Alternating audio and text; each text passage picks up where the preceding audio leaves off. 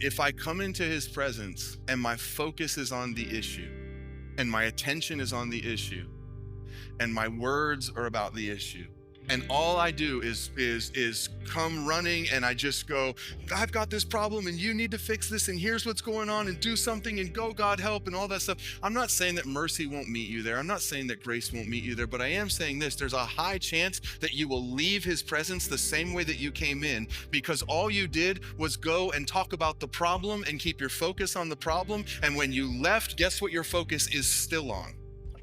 The problem. Why? Because you just came before the answer and all you did was focus on the problem. You literally just walked into the presence of the one who is the answer, and your focus wasn't on him. Your focus was on you.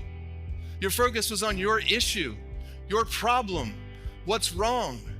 And so you walk away and your focus is still on the issue. Your focus is still on you. Your focus is still on the problem. And you leave there and you don't feel the peace of God that passes understanding. Why? Because your peace is based on your own understanding and you still don't understand how this problem can be fixed. And so you leave the same way that you came. But if I come into his presence and I worship, what am I doing? I'm taking my eyes off of the thing that drove me into his presence and putting them on the one whose presence I'm in. And I start to worship him, and what starts flowing out of me? Gratitude, thankfulness, declarations of who he is, his holiness, his beauty, his power, his awe, his majesty. I start thinking about and reminding myself of all the things that he has done, and this fresh gratitude starts to well up in me, and all I can do is sit there, and all of a sudden I'm having a worship service alone with the Lord, where it's not for people, it's not for anyone else to hear, it's simply me worshiping him because he deserves and is worthy of my worship. It's such pure worship because there's no one around leading me, there's no one around hearing me, it's just me pouring my heart out to him, and all of a sudden my attention and my focus is on him, his faithfulness, his promises, his goodness.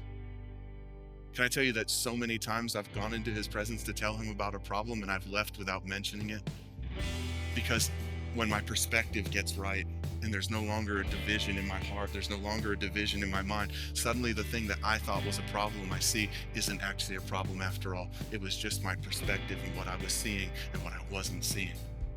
And I all of a sudden get done with worshiping him and spending time in his presence, and I realize, like, I don't even have a request to make anymore.